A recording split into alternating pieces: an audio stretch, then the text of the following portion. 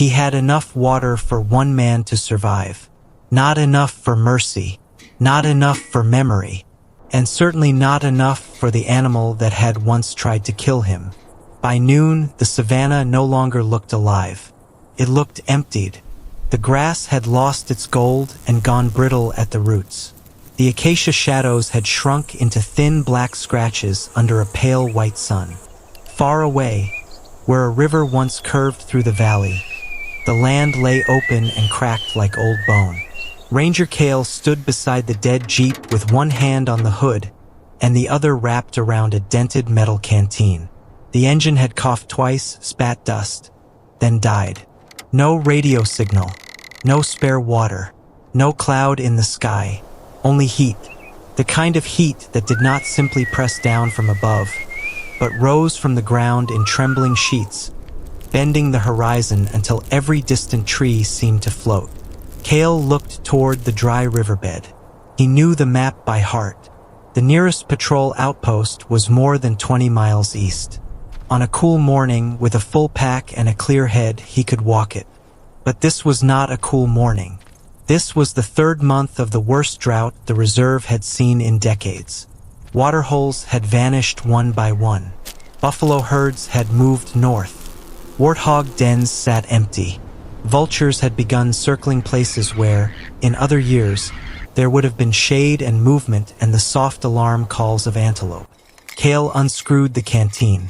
The sound of metal on metal felt too loud in the stillness. He lifted it, let one careful mouthful touch his tongue, then stopped himself before instinct could take more. A ranger learned to measure distance. A ranger learned to read tracks. A ranger learned that panic spent water faster than walking. Still, when Kael lowered the canteen, his hand shook. On the bridge of his own nose, a pale scar pulled tight when he squinted. It ran diagonally from under his left eye toward his right cheek, faint now, but never gone. 5 years earlier, a lioness had opened that line with one swipe. He had survived because another ranger fired a warning shot. The lioness had vanished into the grass with an X-shaped scar across her own nose, a mark from an old territorial fight that made her impossible to forget. The team had named her X-Nose. Kael had never used the name lightly. Some animals became familiar because they returned to the same valley every season. Some because they raised cubs near a patrol route. X-Nose became familiar because she was the shape of his fear.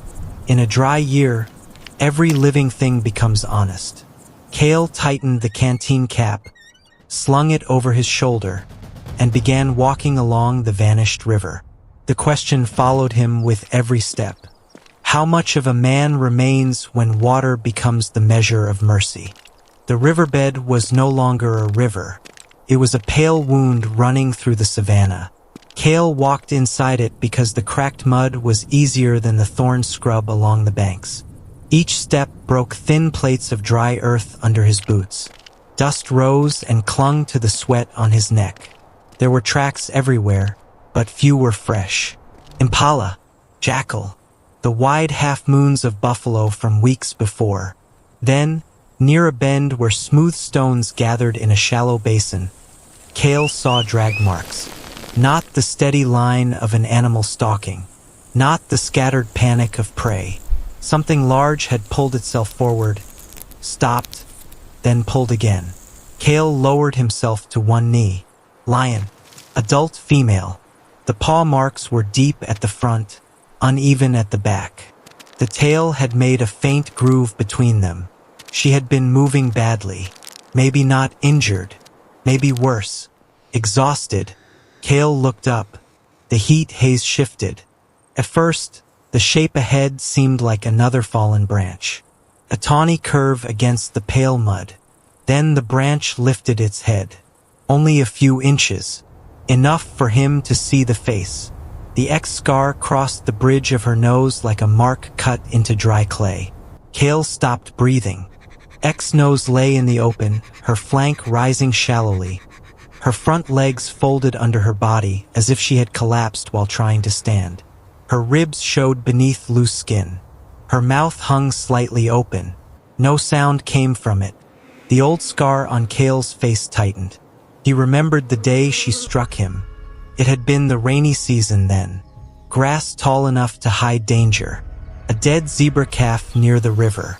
Kael had stepped too close while checking for snares, and the lioness had come from the reeds faster than thought. There had been weight, heat, a flash of teeth, then blood in his eyes and the smell of wet grass. For months after, he had dreamed of her face. Now that face lay only 30 feet away, emptied of force. Kael should have stepped back. A lioness unable to stand was still a lioness. A final rush, a desperate bite, a claw thrown from the ground. Any of it could end him. Wildlife did not become safe because it suffered. He slid one hand to the flare pistol on his belt. X-Nose watched him. Her eyes were dull, but not vacant. Her ears twitched once at the movement. A low breath passed through her open mouth. Kael looked at the canteen, then at the cracked basin beside her. No water, no shade, no herd animals, no sign of her pride. Perhaps they had moved on. Perhaps she had fallen behind. Lions survived by strength, but drought stripped strength away without ceremony. Took the young first, then the old, then the injured, then the unlucky, and sometimes it took the proud. Kael took one step closer. X-Nose tried to lift her head higher. Her lip trembled, not quite a snarl.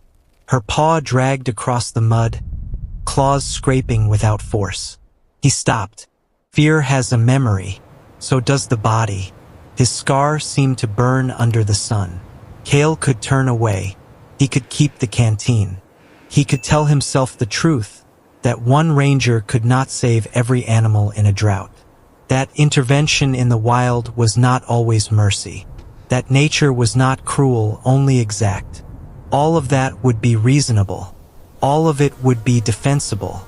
But reason did not erase the sound of her breathing. It came thin and dry, like wind moving through an empty reed. Kael unslung the canteen.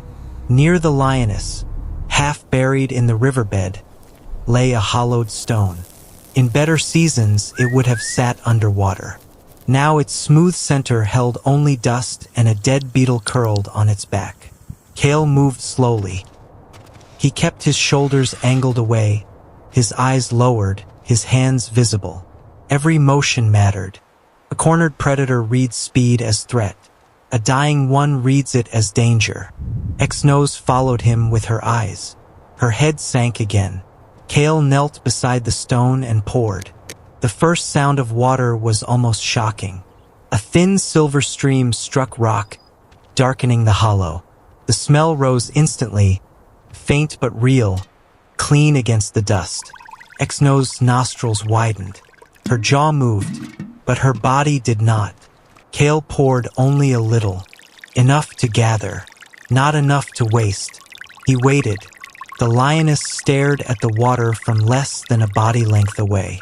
Her tongue appeared once, dry and slow. Her front paw pressed against the mud. She tried to pull herself forward. Nothing happened. Her muscles fluttered beneath the skin, then gave out. The effort lowered her head back onto the cracked earth. Kael stared at her. The water was there. She could smell it. She could see it. But she could not reach it. Mercy had come close, but not close enough. Kael swallowed. His own tongue felt thick in his mouth. Every instinct in him said to stop. Leave the stone. Walk away. Let the animal either reach it or not. A man did not put his hands near a lioness's mouth. Not even a dying one. Especially not one that remembered him. He looked east, toward the outpost he could not see. Then down at the canteen. Then back to X-Nose. Her breathing had changed. It came in shallow pulls, each one slower than the last. Kael dipped his hand into the stone. Water filled his palm, trembling between his fingers. He shifted closer, one knee sliding over cracked mud. The lioness's eye moved toward him. Her whiskers twitched. A faint sound rose from her throat, too weak to become a growl. Kael froze until the sound passed. Then he reached forward. His hand hovered inches from her mouth. For a moment, nothing in the world moved. Not the grass, not the birds, not the heat itself. He tilted his palm. Water touched her lower lip. X-Nose flinched. Her head jerked weakly, and Kael nearly fell backward. But she did not strike. She only blinked, then opened her mouth a fraction. He brought more. This time her tongue moved. Slowly, roughly. It dragged across his palm with the dry rasp of sanded leather. Kael shut his eyes for half a second. The animal that had marked him was drinking from his hand. Not trusting him. Not forgiving him. Just living. In the face of absolute thirst, there is no predator or prey, only the shared breath of life. Kael went back to the stone again and again. Palmful. A pause. Another palmful. He gave her enough to wet the mouth, not enough to shock the body. He had seen dehydrated animals die from too much water too quickly. Mercy also needed discipline. After several minutes, X-Nose swallowed. The movement was small but real. Kael let out a breath he had not known he was holding. Then he heard the first laugh from the bank above. Hi, broken, hungry, hyenas. Kael turned his head slowly. 3 spotted hyenas stood along the rim of the riverbed. Their shoulders hunched, ears rounded, noses lifted to the scent of weakness. A 4th moved behind them, then a 5th. They had not come for the water. They had come for the 2 bodies beside it. Kael rose too quickly, and the world tilted. Heat flashed white at the edges of his vision. He planted his boots wide and forced himself steady. The canteen hung lighter now. Too light. X-Nose lifted her head at the sound of the hyenas. Her lips pulled back, but the snarl was almost silent. The X scar on her nose seemed darker in the sinking light, a hard mark on a body failing around it. The hyenas stepped down into the riverbed, not rushing, testing, 1 paw at a time. They knew the lioness could not stand. They knew the man was alone. In a drought, hunger made boldness practical. Kael pulled the flare pistol from his belt. 1 flare. He had been saving it for rescue. Now rescue had teeth around it. He aimed above the hyenas and fired. The flare cracked into the evening air, bright red against the bleached sky. The hyenas scattered up the bank, laughing and snapping as smoke drifted over the riverbed. For a few minutes, the world held its breath.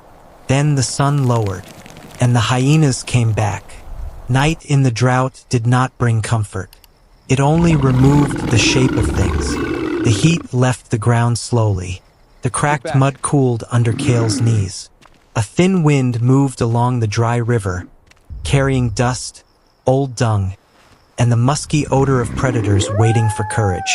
Kael sat with his back against a dead root, X-Nose lying 10 feet away. Not close enough to touch, close enough to share the danger. He had dragged a few dry branches into a small line between them and the bank. Not a true barrier, only a suggestion. The flare pistol lay empty by his boot. His ranger knife rested across his thigh. The canteen sat between his knees. He took 1 mouthful, then stopped. X-Nose watched the movement. Kael looked at her and, after a long pause, poured another little measure into the hollowed stone. He soaked his fingers, crossed the space, and brought water to her mouth again. This time she did not flinch as sharply. She still watched his hand, still tensed when he came too close. But her tongue found the water. A hyena whooped from the darkness. Kael backed away and lifted the knife, though he knew how small it was against a pack. The night became a circle of eyes. Green points appeared along the bank, vanished, then appeared somewhere else. Paws clicked on dry mud. A body moved through brittle grass. Once, a hyena came close enough for Kael to see its muzzle shine wet in the starlight. X-Nose answered with a sound that seemed to come from the bottom of her chest. low, ragged, real. The hyena stopped. Kael did not look at her, but he felt the sound pass through him. Not protection, not alliance, only the old truth of a lioness still inside a failing body. Hours stretched. Kael spoke once, not to comfort her, but to keep himself awake. Stay breathing. His voice sounded strange in the empty riverbed. X-Nose ear flicked. The hyenas waited. Thirst sharpened inside Kael until every thought became water. He imagined the outpost tap, the metal cup hanging by the pump, the absurd abundance of a full bucket. Then he looked at the lioness and saw her nose scar split by moonlight. The X that had once meant danger now marking a body suspended between life and death. Some debts are not owed to the one who deserves them. They are owed to the part of us that refuses to become smaller. Near dawn, the pack tried once. Two hyenas came down the bank together, moving fast and low. Kael shouted and threw a branch. One veered away. The other came closer, jaws open, eyes fixed on the lioness. X-Nose forced herself upward. Not standing, not even halfway, but enough. Her front legs stiffened. Her head rose, her mouth opened, and a hoarse snarl tore through the dry riverbed. The hyena stopped so suddenly its paws skidded in dust. Kael stepped forward beside her, knife raised, body shaking from thirst and fear. For one breath, man and lioness faced the same hunger. The hyena backed away. Then the pack withdrew into the paling dark. Kael remained standing until his legs failed. He sat hard in the mud, chest heaving, and laughed once without humor. X-Nose lowered her head again. The sky above them had changed. Clouds gathered at the western edge, dark and heavy, where for months there had been nothing at all. The first drop struck the cracked mud beside Kael's boot. It left a dark circle so small he thought he had imagined it. Then another hit his wrist. Then another landed on the hollowed stone. X-Nose opened one eye. The rain did not arrive gently. It broke. Across the riverbed, the pale dust darkened in spreading patches. Cracks filled with thin shining lines. The air changed so quickly it seemed impossible. From dust and thirst to the mineral smell of wet earth. Kael tilted his face upward. Rain ran down his scar. It slipped into his mouth, cool and astonishing. He laughed again, this time from somewhere deeper than relief. Beside him, X-Nose lifted her head. Water gathered on the bridge of her nose, tracing the X-shaped scar before falling from her whiskers. She opened her mouth and drank from the stone, then from a shallow groove forming in the mud. Kael did not move toward her. The moment for hands had passed. The wild was returning to itself. By morning, the vanished river had not become a river again, but it had remembered the idea of one. Puddles filled the low places. Insects rose from nowhere. Distant birds called from the acacias as if the world had been waiting behind a closed door. Kael woke to gray light and the sound of water dripping from branches. He had slept in pieces, knife still near his hand, canteen empty at his side. X-Nose was standing, unsteady, thin, but standing. She faced him from across the riverbed, her paws planted in wet mud. The X scar on her nose was clear beneath the rain-darkened fur. For a long time, neither moved. Kael knew better than to speak. He knew better than to step forward. A lioness was not a symbol made for human comfort. She was hunger, muscle, memory, motherhood, danger, endurance. She owed him no gentleness because he had shown mercy. X-Nose turned her head toward the grass. Her body swayed once. Then she walked, slowly at first, each step testing strength. Past the hollowed stone, past the dead root, past the place where the hyenas had waited. At the edge of the riverbed, she paused. Not long, not dramatically, only enough for Kael to see the scar once more through the silver curtain of rain. Then she disappeared into the wet yellow grass. No roar, no farewell, no debt paid in a way a man could hold. Only absence, only life continuing. Kael sat alone in the mud, rain tapping against the empty canteen. When the search team found him hours later, they asked how he had lasted the night. He looked toward the riverbed, where lion tracks and boot prints had blurred together under the rain. He did not tell them everything. Some stories are not secrets because they are shameful. Some are quiet because speaking too loudly would make them smaller. He had shared his last water with the animal that once scarred him. And in return, she had reminded him that survival is not always the highest form of life. Sometimes, the soul survives only when mercy is allowed to drink first. In a season of thirst, Kael had been given a choice that no rulebook could soften. Save the water, save himself, or kneel in the dust beside an old enemy and admit that life, when stripped to its final breath, does not ask who deserved compassion first. The drought ended that morning, but the lesson did not. A vanished river can fill again. A scar can remain and still lose its power. And sometimes, the wild does not repay kindness with affection. It repays it by walking away alive. What would you have done if your last drink of water stood between you and the creature that once wounded you? Share your thoughts in the comments. And if this story moved something quiet in you, subscribe for more cinematic animal stories. And leave a like to help this kind of storytelling reach others who still believe mercy has a place in the wild.